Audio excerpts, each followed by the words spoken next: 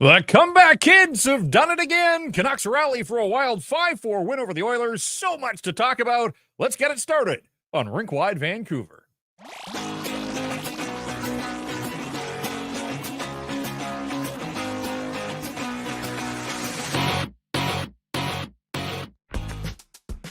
And we welcome you inside the Rink Wide Vancouver studios in the lower lobby of the Wall Center Hotel. Center really says it all. Truly in the middle of the downtown core, close to just about everything from restaurants to shopping to sports and theater venues. English Bay and Stanley Park just a walk away if you are looking for a staycation. If you got people from out of town coming to Vancouver, please consider the Wall Center Hotel. This is Rink Wide Vancouver, a presentation of the Applewood Auto Group. Jeff Paterson joined once again by Irfaan Gaffar. It was 4-1 for the Oilers.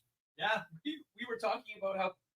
There we go. We were talking about how things weren't going so well for the Vancouver Canucks. And, you know, it's pretty funny, Jeff. We sat here when we talked to the second period, before the third period started, saying, would we go with the Smith for game two?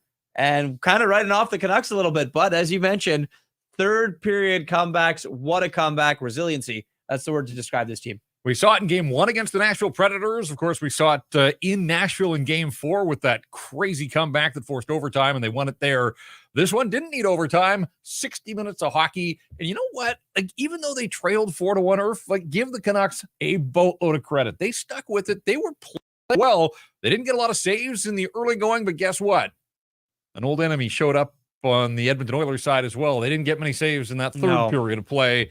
And the Connor Garland game winner with just over 5 minutes to go beats Darnell Nurse to the outside and then rattles one around the pads of Stuart Skinner into the net. Canucks score 2 goals 39 seconds apart. Nikita Zadorov, what a playoff he is having. Another big night for him.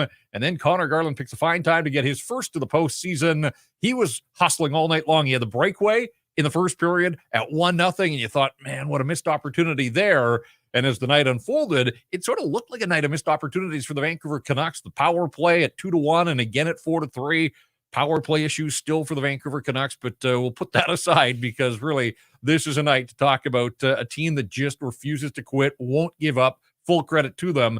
And the Edmonton Oilers way too passive in the third period. I'm really curious to hear from Chris Knobloch and some of their key players because it took them forever to get a shot on goal. The Nuge had that one chance at 4-2, rang it off the post. Would have been lights out then, and Canucks went back the other way, and they started the comeback. JT Miller, 9.5 minutes into the third period, chips the one short side. Again, not a great-looking goal on Stuart Skinner. Zadorov with a blast through traffic, and then that set the stage for Connor Garland from Dakota Joshua and Nikita Zadorov, 14:26, the time of the game winner. The Vancouver Canucks skate away with a 5-4 victory. And Irf, I tell you why this is important in my mind. Okay, that the Canucks get the opener. Obviously, it's important to get a 1-0 lead in the series. This is now 5 straight wins against the Edmonton Oilers this season. And it's easy to say, well, the regular season's one thing. They saw the Oilers 3 times early on. Sweep that aside, throw it out the window. Playoffs are a different animal. Well, guess what? There's going to be questions to those Edmonton Oilers players about letting a lead get away. The fact that it's 5 losses to the same team this year, like, what is it about the Vancouver Canucks? And if you're the Canucks, you want to plant that seed of doubt that, somehow maybe you've got the Oilers number. And again, I liked a lot of what I saw from the Vancouver Canucks territorially. Yep. They've used a couple of stops along the way. I didn't love the Cody Ceci goal from distance. Zach Hyman's second of 2. And if you're the Vancouver Canucks, we did our preview show. All this time talking about the need to stay out of the penalty box, and 40 seconds in, they take too many men on the ice penalty. Out of all penalties to take. And of course, the Oilers make them play an incredible threading of the needle by the Nuge to Zach Hyman, who made no mistake for his first of 2 on the night. He's up to 9. What a playoff run he is having. But, there are so many storylines, and we'll tackle most of them. And of course, we want to hear from you as well. You, the listeners and the viewers, are a big part of what we do here on Rink Wide Vancouver. So fire up the feedback channels. And let us know what you thought, what you liked, if there are concerns, players that you thought stood out in this hockey game. And of course, we're always looking to know where in the world you are taking in this episode of Rink Wide Vancouver. So drop us a note on that front. Whatever's on your mind, we want it to be top of mind here on Rink Wide Vancouver. And again, anytime you're facing the Edmonton Oilers, you have to ask, well, what did Connor McDavid do? Connor McDavid had 1 assist, a secondary assist. No shots. Didn't have a shot on goal. Yeah. and was miserable in the faceoff circle. Yeah, 5 for 13. He will be heard from before this playoff series is done. But I think that was going to be one of the storylines as well. When the Oilers were up, it was that, here you had McDavid on a bit of an off night. Give the Canucks credit. They were physical on him. They obviously held him in check. But if the Oilers had skated away, I think that would have been one of the primary storylines, was that, the Oilers get a win where McDavid really wasn't a factor. Well, McDavid wasn't a factor, but they didn't get the win. The Vancouver Canucks did, and they take the early 1-0 series lead here in this second round, in this battle of the last two Canadian teams standing. It's funny because before the series started, Leon Draisaitl was asked about the Canucks beating them 4 times this season, and he kind of gave a remark where he was kind of chippy at the reporter that asked the question, that said, well, I mean, they beat us, we beat them. Listen, it's 2 completely different teams. They were different back then. Well, I'm not entirely sure that's the case, right? I mean, yes, they're 2 different teams. The Oilers were unbelievable from November 13th on. The Vancouver Canucks were great to start the season. 3 of those wins against the Oilers came in the first couple weeks. But I mean, if you're the Oilers, there's a lot of looking in the mirror that you have to do from that third period. I mean, this team is pegged as to win the Stanley Cup before the season even started. You got McDavid, you've got Draisaitl, you've got all of this talent, you've got Hyman, Nuge, everyone that you name on that team. But this Vancouver Canucks team, this is a Canucks post-game show. We're going to talk about it all, like you mentioned, lots of questions for the Oilers. But this Vancouver Canucks team, Nikita Zadorov, like, what a playoffs that man is having. Yes, pay the man. We can see it in our feedback channels as everyone wants it. Dakota Joshua came to play. Elias Lindholm, Jeff, a monster night in the faceoff circle. Obviously, going back to what Rick Tocchet said after game 1 against Nashville, these are the reasons why you acquire him. But must feel good for 2 former Flames to be playing for their new team now to get some stuff against the Oilers. Yeah, 5 different goal scorers for the Vancouver Canucks. Dakota Joshua, who, by his own admission, had a pretty quiet first round, save for the third period of round number 1, and history kind of repeated itself. Remember the third period comeback against Nashville in game 1, goals 12 seconds apart. Joshua was on the business end of what turned out to be the game winner, and he sealed it into an empty net. Dakota Joshua came alive. Big night for him. We'll get to the 3 stars a little bit later on here, but Dakota Joshua gets the Canucks on the board 53 seconds into the second period, and that was such a huge goal because at 2-0, you're not out of the game. There's lots of time left, but so much buildup, so much energy in that building, and you knew that the Raj wanted to explode. And this has kind of been a theme through these playoffs. The Canucks have 2 first-period goals. Yep. And they both came on the road in Nashville. They haven't scored a first-period goal at home. And so that energy that's in there, it becomes nervous energy in a hurry. And at 2-0, it was quiet. It didn't have the same feel to me to start round 2 that it did to start round 1, which may sound crazy because the stakes go up, but you have to remember 9 years since people were able to get into Rogers Arena to watch playoff hockey, and there was 9 years of pent-up emotion and energy in that opening round. It was a different feel. It got loud at times, and certainly in that third period, it got loud. But early on, to me, I thought there was a bigger sort of build-up ahead of game 1 and really game 2 of the Nashville series. And look, the Canucks didn't reward their fans. The Canucks have been so good on home ice all season long, and they won 1 of 3 games on home ice in the first round. This is interesting to me, too, that in the end, the Canucks win this hockey game. They still have not lost 3 in a row all season long on home ice. And that's where this was headed. And it would have been the wrong time of the year, obviously, to suffer 3 straight losses on home ice in the playoffs. But again, you just can't give these guys enough credit for sticking with it. And Rick Tocchet, it starts at the top and drills down from there. And his team just didn't go away. And they, again, you come back to the power play at 4-3. Dylan Holloway takes the tripping penalty on Elias Pettersson, and again, we'll get around to Petey at some point. He's way down the talking points, but people wonder contributions offensively, not so much, but he does draw the penalty that puts them on the power play. They didn't score, but they did generate some looks. And I thought they were able to sort of carry that momentum over.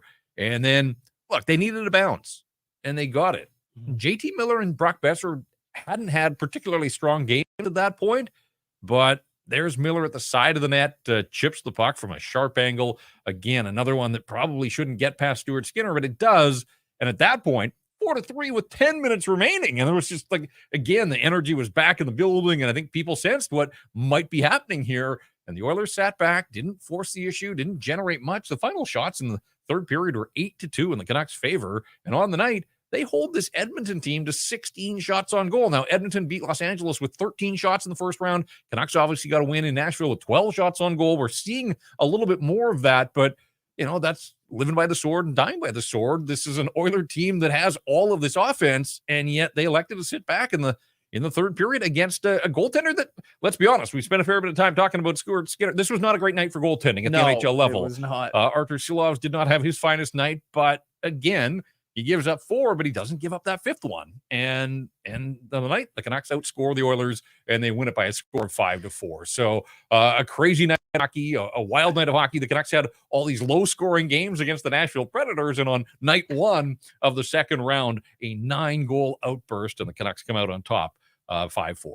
4 straight game ones the Oilers have now lost on the road. So that's not a good stat if you're an Edmonton Oiler or Connor McDavid. And an interesting one for the Canucks. Just looking this up, NHL PR actually put it out. The Canucks have overcome a 3-goal deficit to win a playoff contest once in franchise history before tonight. This is the second time they've ever done it. Game 5 of the 1994 conference finals was the only ever time they did that. So this is something that you saw. If you were Rogers Arena tonight watching that game, it's something that hasn't happened since 1994. So very, very, very long time.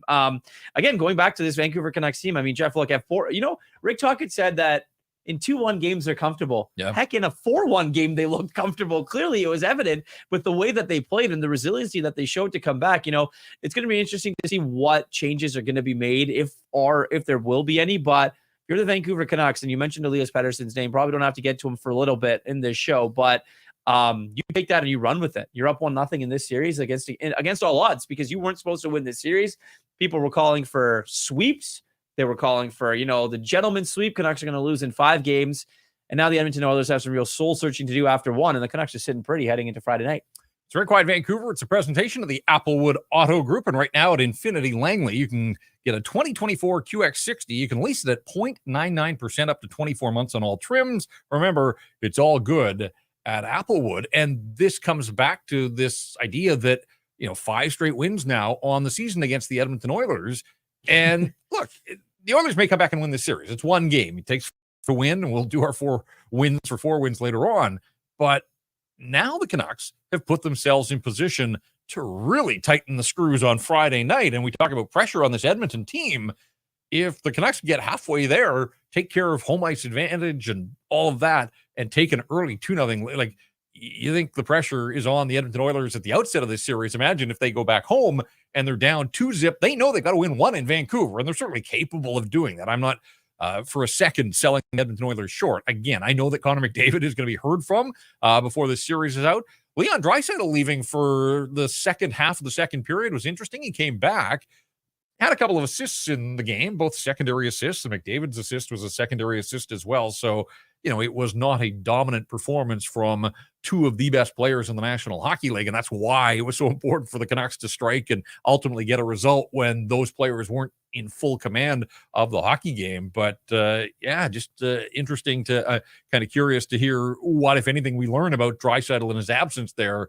Kind of looked like back, I think, is what he said. And when they showed the replay on the broadcast, it kind of looked like he said feeling his back. He told the trainer it was my back. So, I mean, I think Leon's had back issues before in his career. There's been times where he's missed some games with some back problems. So it's going to be interesting to see. I mean, there's no 2-day breaks in this series either. So both teams had a lot of time to rest before the series started. And now it's every other night. So it's practice days off, maintenance days. You're going to see it all. But very interesting to keep an eye on Leon Draisaitl here. As we get to the feedback channels, Brent on YouTube saying Oiler Nation didn't think much of Lindholm and Big Z before the series. I think they got their attention tonight. And of course, in Calgary, they were on the wrong end of that Battle of Alberta a couple of years ago, and Zadorov didn't have a particularly good series. I'm sure none of the Flames felt that they had their best stuff then, but man, the Zadorov story, the coming out party here in the playoffs, he has scored now in 3 straight home games for the Vancouver Canucks. The fans just lapping it up. We can't get enough of this guy right now.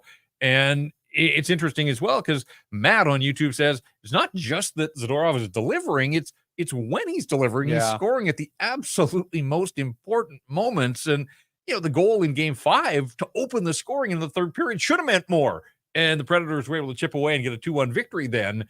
But this one ties the game again with 6 minutes and 13 seconds remaining, and it stayed 4-4 for all of 39 seconds because then Connor Garland scored, and Zadorov starts that play with the pass out to center ice. And what a play by Dakota Joshua as well, just to hold that puck momentarily and dish it off to Garland with some speed. He attacks Darnell Nurse. And, again, you look at the outset of the series, ways and paths for the Vancouver Canucks, and I think chipping away at Darnell Nurse, Cody Ceci.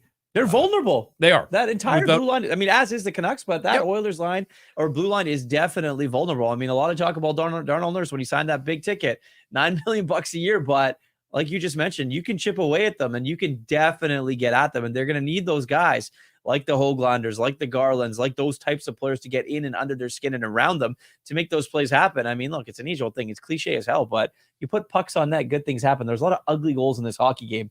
For definitely for sure. And the Canucks were, on the receiving end of some, but they also got the better with Stuart Skinner not having much luck either. And we'll get to our stat that stands out a little bit later on. But as we just go under the hood here, territorially in the advanced stats, the Canucks end up controlling the shot attempts, 54% for the Canucks on the night. The shots at 5-on-5, 19-12 in the Canucks' favor. The scoring chances, 21-11. And the high dangers were 10-4. Again, I mean, that's sort of reflective of the way this game went. The Oilers were opportunistic early on. They took advantage of the fact that Artur Silovs didn't make the saves that you would have liked him to have. Let's be honest, Ian Cole had a rough go of it early in the hockey game. And again, the Canucks persevered. They stick with it, and they get the job done. But when, I just go back to some of the Oilers and areas that perhaps they're vulnerable, it was a rough go for Cody Ceci and Darnell Nurse as a pair. The shots were 9-4 in the Canucks' favor.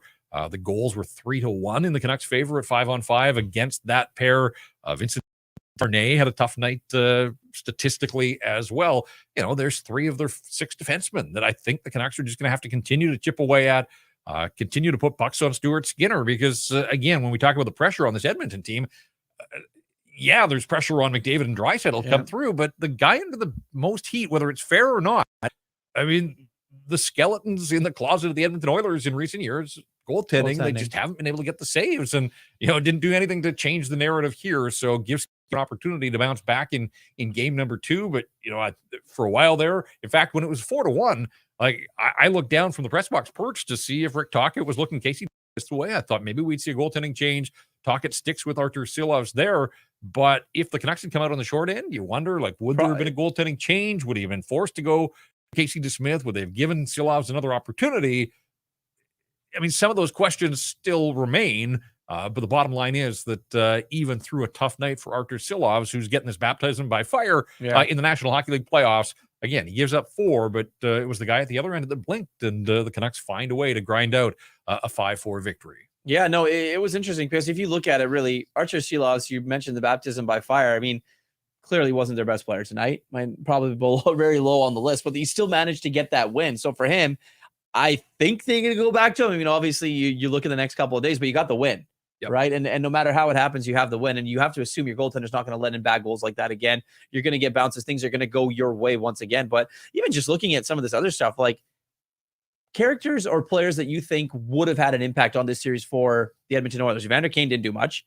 Corey Perry was a non-factor, right? And those are the guys that you think that would try and, get under the skin of a guy like Elias Pettersson or make things miserable for Brock Besser and things like that. But Connor McDavid, 24 minutes of ice time, not even a single shot. And on the other side of it, like Jeff, we're just looking at the monster nights by some of these guys. Elias Lindholm, a goal and an assist, 5 shots on net, and 5 hits, 78% in that face-off circle. Good things happen when you start with the puck, but not enough can be said about him and Nikita Zadorov. Nikita Zadorov scoring, it's the moments when he scores. And obviously, he's become this kind of hero for the Vancouver Canucks and the fan base, guy to gravitate around. I mean, he's obviously 11 feet tall. You can't miss the guy, but it's the way he scores and it's the moments that he picks. Like, that goal is unbelievable. Obviously, he gets in the kitchen of other players as well. But just a monster night from those two guys.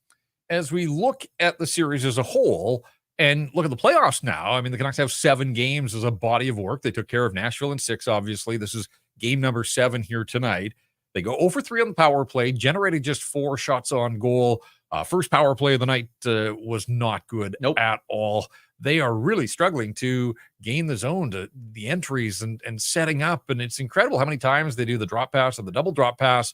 And finally, when the trailer gets the puck, he's the only guy moving. The other four are standing there at the blue line and other teams pressure. And so it is something the Canucks are going to have to work on because, again, it felt like a night of missed opportunities until it wasn't, until they had the lead and they were able to see it through. They had a power play at 2-1 when Skinner, and again, we come back to it was a tough go for him. It was. He just looked shaky all around, and he plays the puck outside the trapezoid. That's a penalty. JT Miller right there on the spot. He would basically put his arm in the air to call it if the referee wasn't going to. But they caught him. At 2-1, the Canucks get a power play. They've just scored. People are back into it. Power play had a chance to tie the game. And it was marginally better than the first power play, or I guess that was the first power play. That was the one that they struggled on. They got the second power play later in that second period where they started to move the puck around a little bit, make some things happen. I thought their third power play of the night at 4-3, and again, another opportunity to tie the game, Irf, and they didn't, but they generated a couple of looks. Lindholm in the right circle, they isolated him, and he had a pretty good look, I thought. But still, just 2 power play goals in the playoffs. They came in the same game, game 3 in Nashville. So, in some ways you look at this and you say, well, they scored 5. That's great. They scored 5 all at even strength. So you take that, but there will be points in time where it's just non-negotiable that power play has to come through. The Oilers get 1 power play 40 seconds into the hockey game, make it look so easy. Yeah. Credit to the Canucks, discipline the rest of the way. I mean, that is incredible. Like that, you kind of felt like, this is going to start a run to the penalty box early and often. To the Canucks' credit, they played the Oilers hard. They played them straight up, and they stayed out of the penalty box aside from the matching minor penalties to Zadorov and Leon Draisaitl. So credit to the Canucks and their discipline the rest of the way. Well, that's the biggest thing, right? I mean, we talked about the power play. Obviously, both of them, the Edmonton Oilers power play made the Canucks pay right away. But even before this series, it was the special teams battle that was the big one, the PK versus the power play and all of that. But if this Canucks team, which they did tonight, beat the Oilers 5-on-5, they have a really good chance of winning this series. If you stay disciplined and you prove tonight down 4-1, you still score down 4-1, you score 4 5-on-5 goals. What's to say that you can't? There's that belief that's in there now. Don't get into penalty trouble. I mean, obviously the silly penalty by Ian Cole or the too many men penalty to start the game, but you're not going to see that happen probably again on home ice, maybe a little bit of the jitters. No, exactly. But again, the matching minors and stuff like that, I think that the Canucks have a pretty good shot at 5-on-5 here. Definitely, for sure. Hey, I want to remind you to hit that subscribe button as well on all of our social channels. Make sure that you're getting the latest. If you don't follow us on Twitter or Insta, certainly make a habit of that. We're trying to post some behind-the-scenes stuff and at the rink and all that so you won't miss out. So make sure you're hammering the subscribe and follow buttons on our social media channels.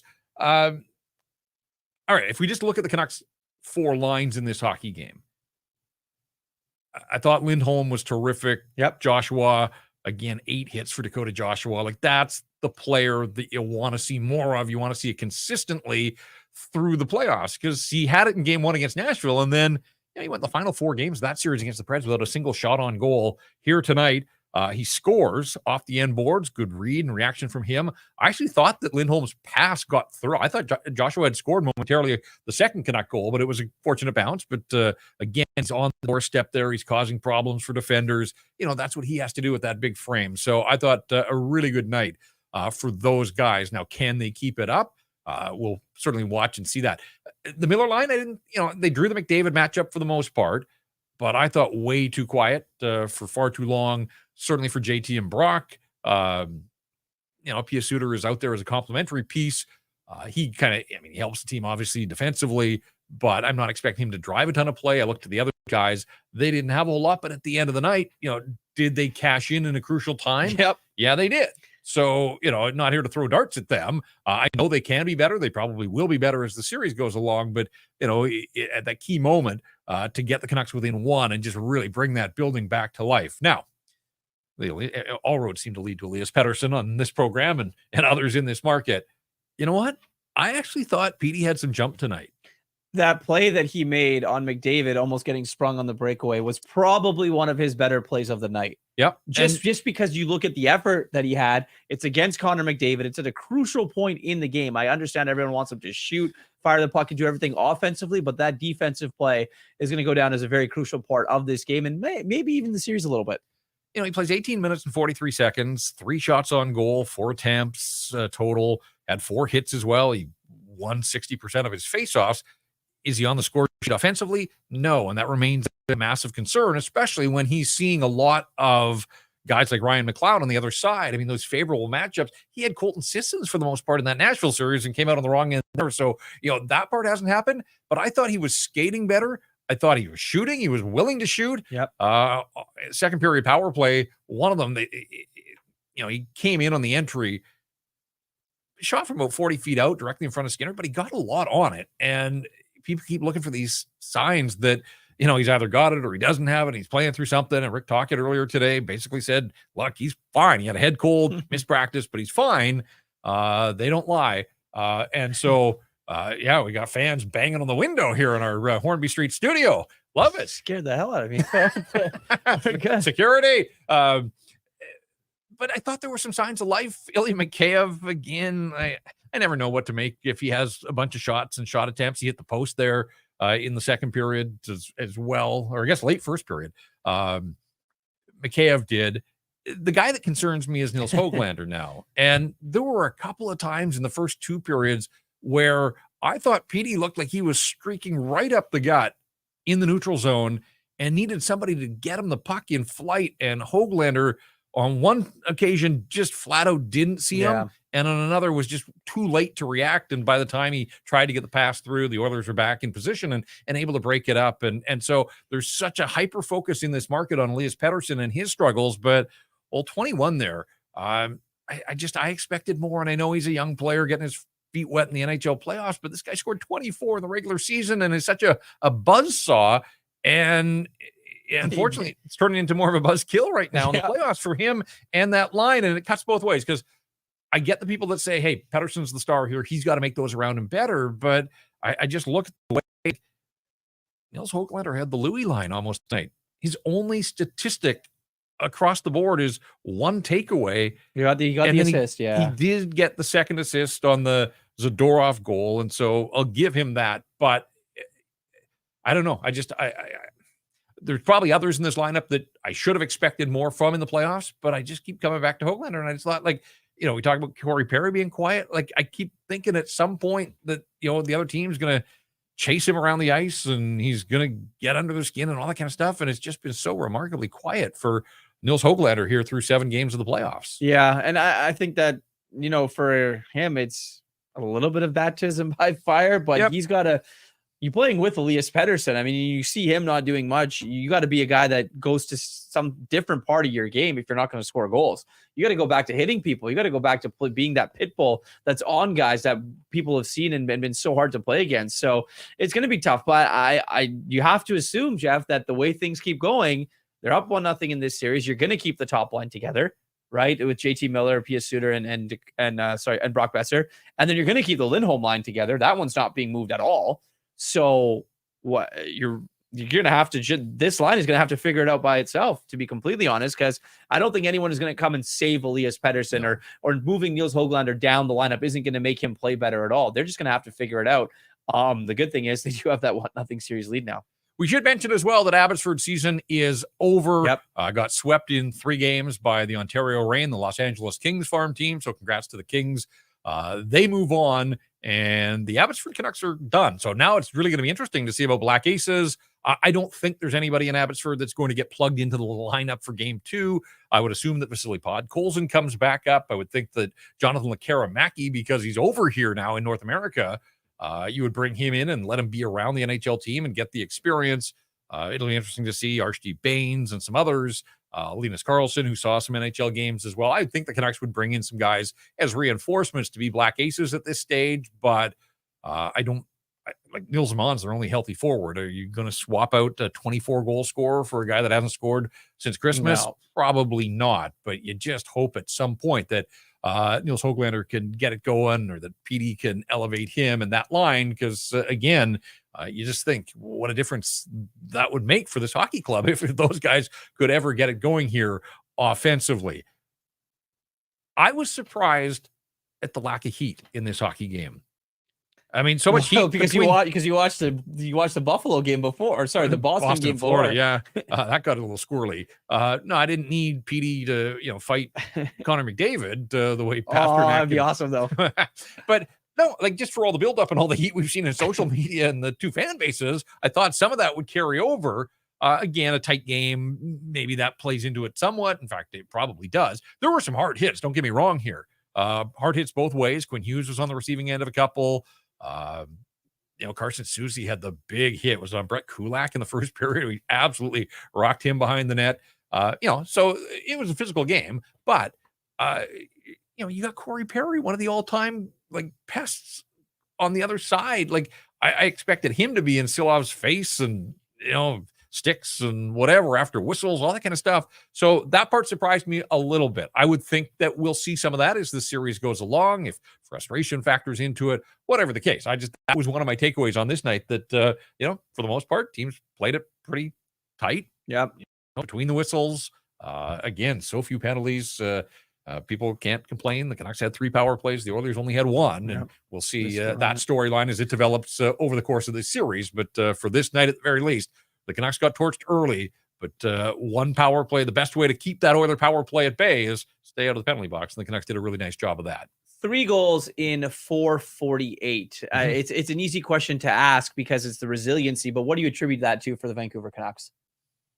Is it the Edmonton Oilers giving them that? Because no, I think it's this team has shown now. I think there's a belief when they're down, 4-1, 3 goals. That lead should be safe, as you said earlier. Just the second time in franchise history. This doesn't happen very often in the playoffs. But I think that the Nashville experience, the fact that they were down in the third period in game 1, they were down in the third period, obviously in the dying seconds in game number 4, and then here tonight, it's all positive reinforcement for the next time they find themselves in this situation. You're not always going to lead. Things aren't always going to go smoothly or the way that you want them to at playoff hockey, and so. For these guys now to have this knowledge base that they're not out of games. If they can get some saves, top guys, key guys, Zadorov steps up in the right moments. And look, they were aided by the fact that Stuart Skinner wasn't very good, but they don't have to apologize for that. That's on the Oilers. That's on Stuart Skinner. So, that Miller goal to me, obviously the Garland goal is the winner and Zadorov's goal ties it, but that JT Miller goal was massive. To get it to a 1-goal game with still so much time remaining on the clock. JT Miller's a golfer, a very good golfer. Mm-hmm. In fact, he has a little lob wedge. He's chipping. He's a 56 degree kind of there, choked up on the stick a little bit and got it over. I mean, I think he was surprised it went in, but I think I saw some quotes out there saying that he's been trying that a lot in his career and it's never worked. So it's finally a good time that it did. Obviously, I see a quote from Stuart Skinner, Frank Saravalli tweeting it, basically saying, we gave them that one tonight. Well, you gave them that one tonight, to be completely honest, Stuart Skinner. And that's going to be the fascinating question because goaltending wasn't good on either end. I don't think the Edmonton Oilers are going to go to a different goaltender, to be completely honest. I think that this is Stuart Skinner's crease. They're just going to have to play a little bit better in front of him and hope that he can make a save. But for the Vancouver Canucks, your goaltender gets lit up a little bit, obviously gave up 4 goals, but his team in front of him was able to pull him through the fire and win that hockey game.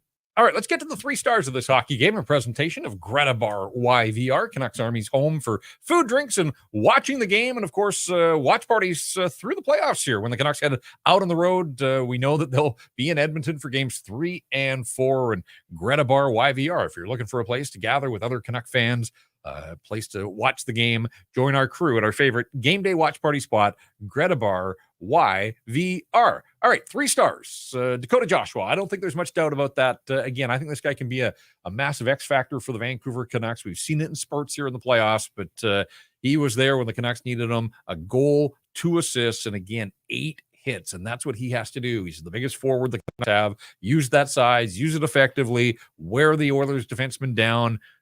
Let them know when you're out on the ice that there's going to be a price to pay. So a big night for Dakota Joshua.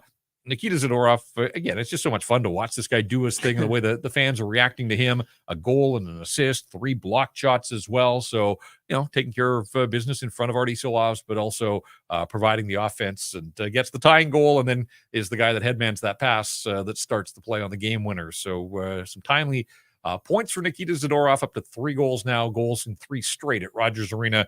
He is the second star. And Zach Hyman, what a playoff, what a season it's been for him. 54 in the regular season. He's up to 9 now, in the playoffs. It's like, just silly. It really is. Silly things. Yeah. Honorable mention, Elias Lindholm. Yep. Oh, absolutely. Yeah. No question about it. But, when you look at Hyman, you're playing with Connor McDavid. Yeah. Like you've put yourself in a great spot, but you have to finish. And we talked about the fact that this wasn't a night where McDavid was dealing the way that he's used to, and still Hyman's able to come out of this hockey game with 2. The first one, great pass from the Nuge through the legs of Ian Cole, and Hyman makes no mistake. 2 minutes and 11 seconds into the hockey game.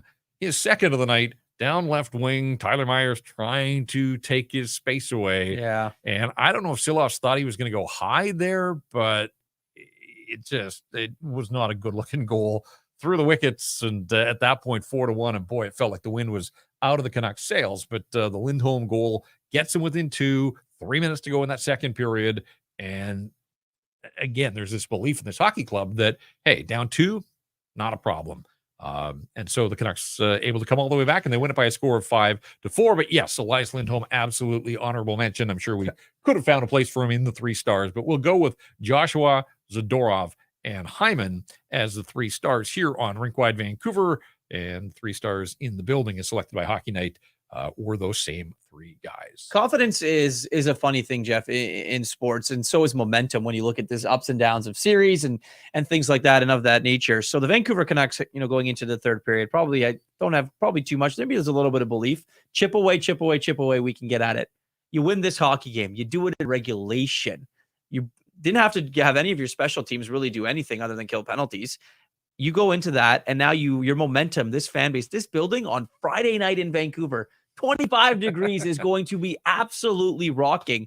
But on the other side of it, you mentioned it. We talked about it before. 5-0 now against the Edmonton Oilers. There has to be that thought in their mind now. They're going to have to answer that question for the next day and a half before the game on Friday night. But there's got to be that question that are the Vancouver Canucks in your heads now? Well, we do this after every Canucks game here in the playoffs. You know that by now. If you're new to Rink Wide, welcome. Hopefully you're going to continue to be here with us. We'll be here as long as the Canucks are alive and kicking in these playoffs. And keep the feedback coming to the Great Clips chat line, a presentation of Great Clips.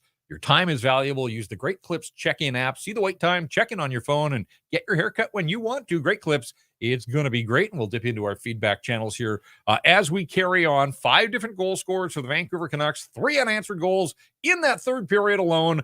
5-4. The Vancouver Canucks defeat the Edmonton Oilers, win number 1 in this best-of-7 series, with Game 2, as Irf said, coming up on a sunny, sweltering Friday night here in the city of Vancouver. You're watching and listening to Rink Wide Vancouver. We've all heard of the overdose crisis, also known as the toxic drug crisis. But did you know that it affects men disproportionately? Last year, 78% of people dying here in BC were men, and the majority were 30 to 59-year-olds. It's not easy to struggle with addiction, and the stigma around it can make it harder for people to reach out for help. But there is help and support available. Every journey is different, and the thing that helps might not be the same for everyone. So when someone does reach out, be compassionate and have open, non-judgmental conversations. We here at Rink Wide Vancouver want to be part of the solution. If you or someone you care about is struggling, you can find supports and services near you at helpstartshere.gov.bc.ca. You can also watch powerful real-life stories of recovery on the Help Starts Here website.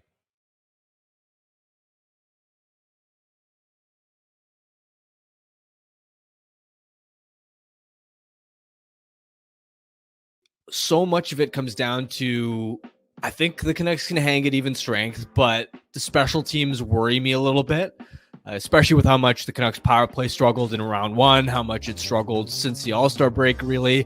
And when you look at part of the reason the Canucks had success against the Oilers early, it was because their power play was firing in all cylinders too, right? So that's, as we discuss, some of the ifs that need to go right.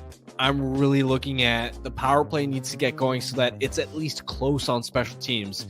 Because if it's not close that way, in the sense that Vancouver's power play is able to respond here and there, then there's such a fine margin for victory, and you're going to need to get help from the officials and hopefully not end up in the box too many times. Sure. So when you look at how they made it out the first round, it was all about their options, and playoffs are all about how many options do you have. And so the most obvious one being look at their situation in goal, from Thatcher Demko to Casey DeSmith to Archer Seeloffs. That's a lot to go through, and yet they navigated all of it and still won a series against the Nashville team that defensively doesn't really give up a lot of chances. The second, again, stems from options, and that when you look at the cast of characters the Canucks have, yes, you know what you're getting from the Quinn Hugheses of the world, JT Millers, Brock Bessers, Elias Petterssons, but when you're seeing players like the Dakota Joshuas of the world be able to supplement that, that is massive. And when you look at the formula that teams have used to win the Stanley Cup in recent years, it's been relying upon everyone.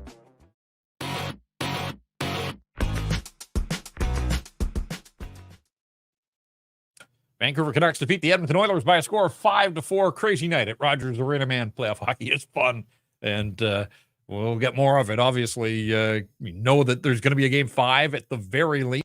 So I shouldn't say that. We know that there will be more games at Rogers Arena. I'm not even thinking that, but the Canucks put themselves a leg up. Let's just go there with a Game 1 win over the Edmonton Oilers, with Game 2 coming up on Friday night. Hey, this portion of Rink Wide Vancouver, a presentation of the Vancouver Canadians. Talked about summer weather and sunshine. That seems like it would be a pretty good place to take in a ball game and enjoy the sunshine over the weekend here. Caesar back at the mat. Catch fireworks, giveaways, Friday nooners, superstar appearances all spring and summer long. Get your tickets at CanadiansBaseball.com. A record 33 giveaways this season. For tickets, call 604-872-5232 or go to CanadiansBaseball.com. All right, we've introduced a poll question into the YouTube chat here, and that's something that we will do on each and every Rink Wide after these Canuck games here in the playoffs. The poll question is brought to you by Mr. Lube and the Vancouver Canucks with the win here in game number 1. So pretty simple. We just want to gauge our listeners and our viewers' reaction, instant reaction. Who wins game 2? Do the Canucks build on this third period?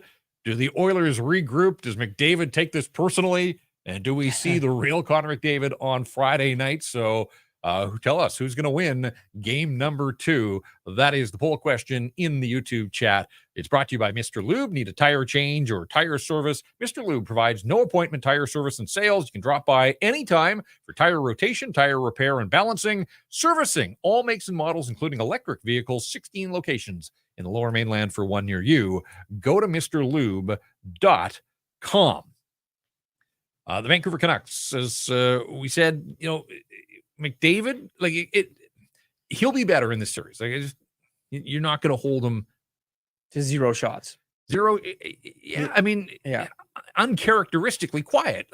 Really very few dives. You talked about the one where 4-on-4 where Petey had to dive and made the defensive play. But, usually you get a couple of moments through a hockey game where you're on the edge of your seat. If you're a Canuck fan, you're sort of heart's in your throat because it just looks like the ice is opening up for this guy. And there really wasn't a whole lot of it there. I have to say, when the Canucks started the game and the Oilers set their lineup and McDavid's out there for the opening faceoff, and it was JT Miller, and that wasn't a surprise that it was the Miller line, but the Canucks elected to go with Carson Soucy and Tyler Myers. And the McDavid speed against Tyler Myers particularly, we know his penchant for taking penalties, that concerned me a little bit. But those guys held their own. Credit where it is due. And again, the Vancouver Canucks, Rick Tocchet probably doesn't love the fact that his team gave up 4 where they were so stingy against the Nashville Predators. But I'm sure Tocchet absolutely thrilled. It is a bottom line business. And at the end of the night, did the Canucks outscore the Edmonton Oilers? Yeah, they did. They got the one more that they needed, and they win it by a score of 5-4. But there's certainly, it's just far from a perfect game from the Canucks from goaltending on out. So, if you're the Canucks, you know that you've played better in the playoffs, that you can play tighter defensively, and you hope that you get a few more saves along the way. So I would think the Vancouver Canucks come out of this thing and say, hey, we like the win, we'll take it, but we know we can play better too.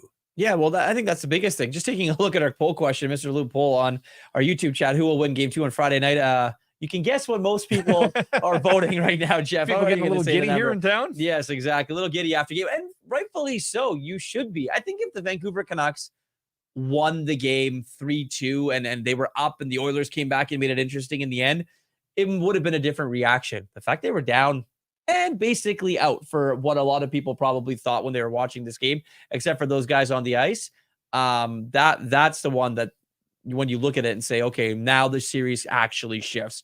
there's actually a move and a shift of momentum to go in the Vancouver Canucks way. Matt F. in our YouTube chat saying, staying out of the box was big. 2 soft goals from Sheelaws, but their 5-on-5 play was great. Contain McDavid and Draisaitl potentially not being 100%. We don't know.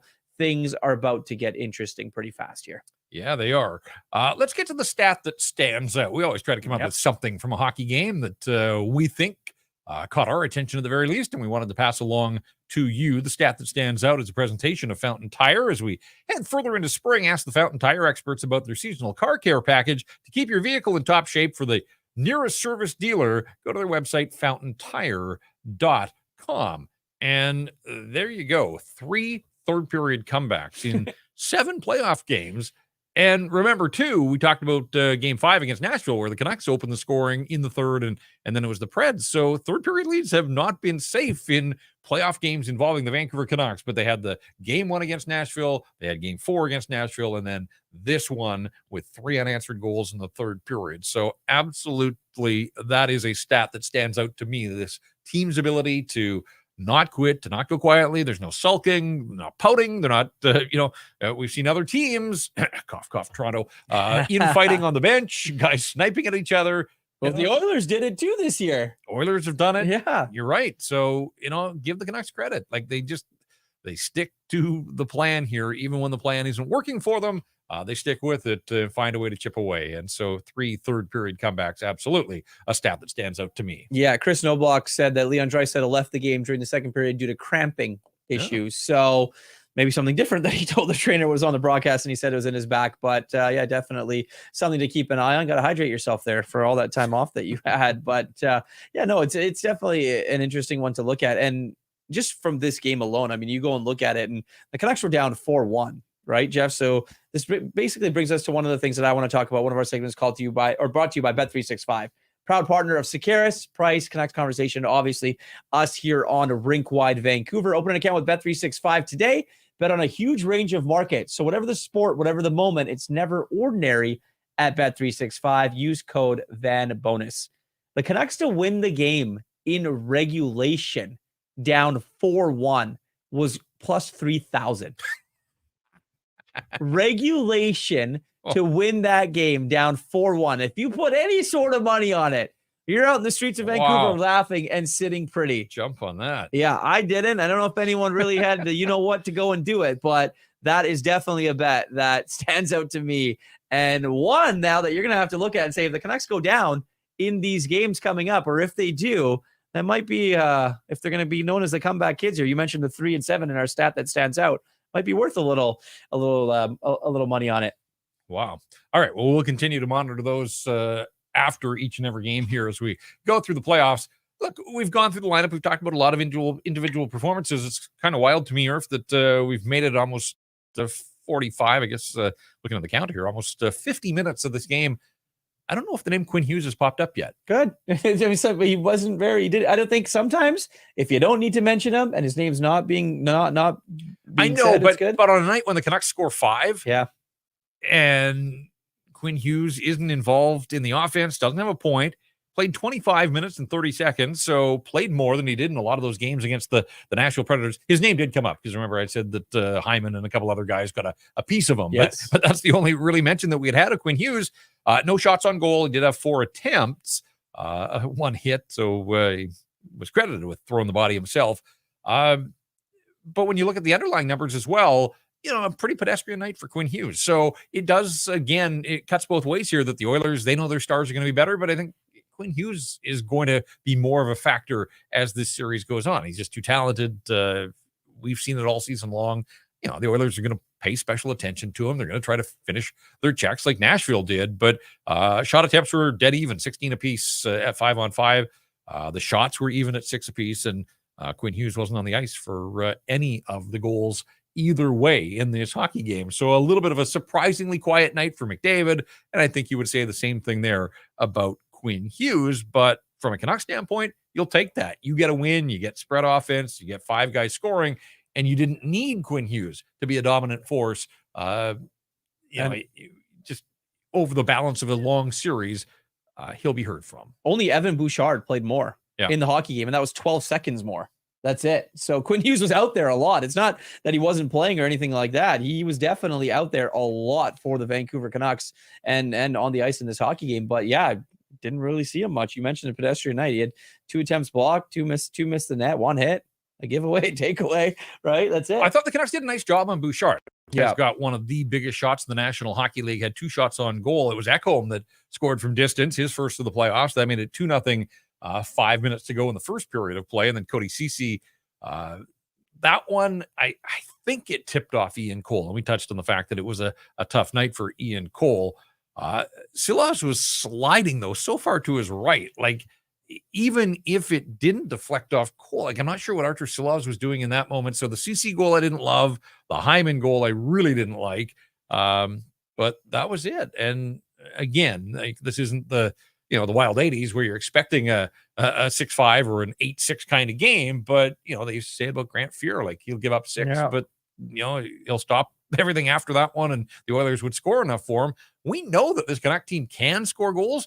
Like, this isn't the stat that stands out because we've already done that. But, Irf, this is the first time since March the 9th. It's going to be May the 9th tomorrow. So 2 full months since the Canucks had scored 5 goals in a hockey game. Yeah. They did it on March the 9th against Winnipeg, where they jumped all over the Jets, who had played the night before in Seattle. Thatcher Demko got hurt that night. And so, they've been grinding out wins with not a lot of goals, but they found a way to through here. So they picked a fine time to get a bushel full of goals, and 5-4 is your final score as the Vancouver Canucks defeat the Nashville Predators. Again, the shots, 24-16, so not huge shot totals. And we talked about the fact that goaltending wasn't terrific there, but man, I like the fact that the Canucks limited the Oilers to 2. A lot of that's on the Oilers in the third period, the way they approached that. And so that'll be interesting to see if they get a lead in the next game. How do they go about trying to defend it better instead of sitting back? Do they go to the attack a little bit more here? But, man, you want turning points in hockey games. I come back to Ryan Nugent-Hopkins hitting the post at 4-2. Like, and that would have looking the wrong way, too. That would have been curtains. Yeah.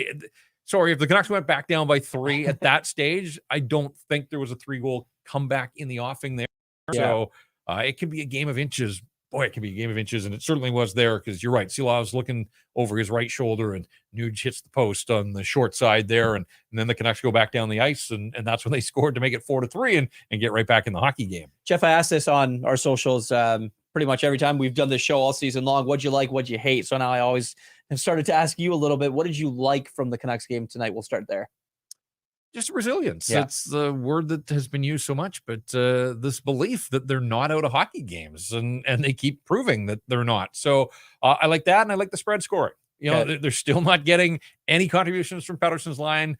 I feel like we touch on that every game. This market, savvy enough, they recognize that as well. But 5 different goal scorers, getting a goal from a defenseman. So if you're not getting the secondary scoring from your forwards, if you can get some defensemen chipping in here or there as well, you certainly take that. And like the Lindholm line an awful lot in this game. And on the opposite end, is it goaltending? I mean, probably the one. Goaltending, the power play. Yeah, I think. And look, Artur Silas is a massive wild carder.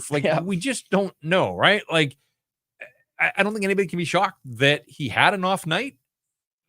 But he could bounce right back and do what he did to Nashville in Game 6 and pitch a shutout or be, really tough to beat. So, this is a little bit of adversity for him. But I'm going to assume that he gets the start on Friday night. Like, you're not going to change from a winning goaltender, even if he wasn't at his best. He ended up doing more than the guy at the other end of the night and at the other end of the ice. And ultimately, to me, that is all that really, truly matters at the end of the night. It's did you win business? And Vancouver Canucks for the 5th time in 7 games here in the playoffs. They find a way to get the job done. And so they've got 1 win in the bank as we look at our 4 wins for 4 wins. Let's take a look at the NHL playoffs now, as this was the last of the 4 remaining series to get underway. Boy, that board just it was so much busier in round one. Yeah, it's wild now. You look at it, right? There's only 8 teams remaining, as Rick Tocchet continues to remind us. And the Vancouver Canucks, the Edmonton Oilers, there are 2 of them, the all-Canadian battle here. So the Canucks in their chase for 4 wins in this round, they've got the leg up on the Edmonton Oilers. What a comeback for Colorado. Spotted Dallas, the 3-0 lead in the first period, and then roared all the way back, win it in overtime on the road. So the Avs get a 1-0 lead on that series against the Dallas Stars. How about the New York Rangers? Double OT last night. What a celebration. That photo of Vincent Trocheck. It's unbelievable. That really was. Like, I love a great photo, and that one, just like it's some pictures worth 1,000 words. That one spoke that many and then some. That was a heck of a hockey game, though, and really the first 2 games in that series have been really, really good. But the Rangers, they're rolling. And they're halfway already in this second round with a 2-0 lead on Carolina and Florida and Boston. We talked about that.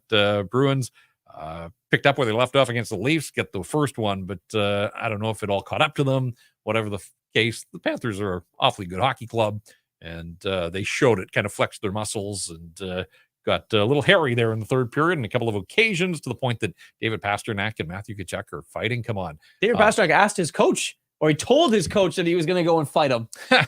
Well, frustration's boiling over. Brandon Montour, little taunt of Brad Marchand. That's what this series was missing to this point, but maybe the Canucks and the Oilers will get there. 4 wins for 4 wins is a presentation of Four Winds Brewing, family owned and operated in Delta. Come check out the Four Winds Brewing tap room and kitchen. It's located in the Tilbury area, serving beers, burgers, and their famous tacos every day from 11 in the morning until 8 p.m. Four Winds Brewing, also home to the Four Winds Light Lager, a crisp, clean, and easy drinking beer. A beer for everyone. A perfect beer for before, after, or during the game. Four Winds Light Lager. Ask for it at your local liquor store or have some delivered right to your door through the online shop at fourwindsbrewing.ca. All right. Again, we thank everybody for being here with us, contributing to our social channels as well. Certainly, we've got viewers and listeners here in the Vancouver market, throughout British Columbia. And, I think hopefully some people checking us out from Edmonton and throughout Alberta as well, if they, want to get behind enemy lines and see what is being said about their Edmonton Oilers from afar.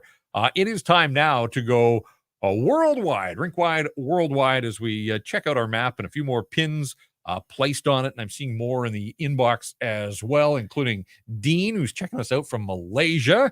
So thank you for that. I had somebody say that they were staying up in Spain in the middle of the night to watch the game, and then they were going to check out Rink-Wide as well. You can see Pullman, Washington, New York, Baltimore, El Salvador on the map, Greece. So, yes, world domination here at Rink Wide Vancouver. Dan Carlo Villapa. Give me a shout out, boys, please. I'm watching all the way from Philippines. Perfect. Cheering on the Vancouver Canucks. So, yeah.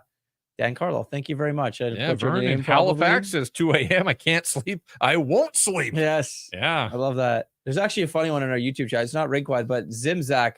Brother, my heart will never recover from this game. I mean, you and probably 20 other thousand or 18 other thousand people that were at Rogers Arena. Yeah. No, it's fun. And that's the beauty of these home games. And the fact that the Canucks only won one of them in the first round, people are shelling out big bucks. They're there. They want to celebrate. And unfortunately, the Canucks didn't give them enough in the opening round. But, this one is one of those nights. And we'll see where the series goes. But I think this is a night that people are going to remember for a while. Oh, yeah. And just to... We are too. I mean, it's wild. Yeah. But like already 2 incredible comebacks in 7 games here in the playoffs. I was lucky enough to be in Nashville to see the Game 4 Miracle, the Music City Miracle. I think that was already used, wasn't it, in football? Yes. So we can't call it that. But to see that come back, and then, basically a week later to see them do this to the Edmonton Oilers. So good on the Vancouver Canucks. It's just going to continue to build their belief. And if it plants more seeds of doubt in the minds of the Edmonton Oilers, so be it. Now it's on the Oilers to react and respond. And that's the beauty of playoff hockey, is those in-game adjustments and then the days between games. And, the way this series is scheduled, it's hockey every other night. So there aren't a lot of breaks. I don't think there'll be a lot of practice time here. I think teams are going to use, there's going to be some optional ice, I suppose. But I think for the most part, coaches are going to want their guys to rest up, recover, and be ready to go when the bright lights come on again on Friday night at 7 o'clock. And that is game number 2 in this series. And already fascinating to see, how do the goaltenders respond? How do the star players that we spent a fair bit of time talking about here, how do they respond? And ultimately, for some of the Vancouver Canucks that came through in this hockey game, can they pick up where they left off? Can Dakota Joshua find that consistency that wasn't there in round number 1 against Nashville, but can he build off a sterling performance here on opening night against the Edmonton Oilers? Well, I think that's the biggest thing, but we mentioned it off the top there. The building was a little different to start the game. Yeah. It was loud, and it got loud, and it was very loud in the third period, but Friday night, like, that crowd is definitely, if they're not into it, the crowd is definitely going to be into it at puck drop of that game. So I expect the Canucks to try and jump all over the Oilers, and you expect the Oilers to try and counter. You talked about weathering the storm of hockey games early in games. The Canucks took that penalty. They go down early in that game. Well, they're going to dictate the play here just based on the fact of the momentum and how the swing of a series kind of has already shifted after game 1, Jeff. Now, Connor McDavid had 132 points in the regular season. Leon Draisaitl had 106. We talked about Zach Hyman, 54 goals. He's up to 9 now in the playoffs. So the guy has scored 63 goals across the regular season and the postseason already. It's been an incredible season for him. So the challenge remains. I mean, the Canucks know, and they know that the challenge is right there. Did they get away with one? I mean, yes, anytime you're down 4-1 and you have to come all the way back. But again, on the balance of play, the shots on goal, I think there's a lot to like from this Vancouver Canuck performance. All this talk about the high-flying Edmonton Oilers, and they had 16 shots on goal, including just 2 in the third period of play. So the series is off and running. The Vancouver Canucks have yet to trail in a playoff series here I know it's just their second. Yeah. They were never behind against Nashville. And again, the deeper you go in a playoff series where you're in the lead, the pressure just slides so significantly to the other side. And now the Canucks have set themselves up to really apply the pressure to the Edmonton Oilers if they can back this one up. Pick up in the first period where they left off in the third here. And again, we've said that first periods haven't been all that kind to the Vancouver Canucks. And again, discipline was good, but can they stay out of the box over the balance of a lengthy series? That's going to be something to watch. But man, it was fun. People are into it. And that's what you would expect when 2 Canadian teams duking it out here in the postseason. But I think that's going to do it for us here on night number 1 of round number 2. 5 different goal scorers for the Vancouver Canucks: Dakota Joshua, Elias Lindholm, JT Miller, Nikita Zadorov, and Connor Garland gets the winner at the 14:26 mark through the 5-hole, rattled it off the pads, and in the big celebration for Connor Garland. He's an emotional and a fiery guy. Yep. He was fired up. The people were fired up. The Canucks saw it through at that point, and they win it by a score of 5-4. So again, thanks to everybody that joined us here on this episode. For the guys behind the scenes, Mike and Jacob and Irf, another nice job. Friday night. Yeah, baby. Let's do it. Looking forward to it already. Yeah, hopefully we'll be here for sure. Hopefully you'll be with us as well. The final score again, the Canucks 5, the Edmonton Oilers 4. The Vancouver Canucks grab an early 1-0 lead in this best of 7 second round Stanley Cup playoff series. For Irfaan Gaffar, I'm Jeff Paterson. Thanks so much for joining us here on Rink Wide Vancouver, presented by the Applewood Auto Group.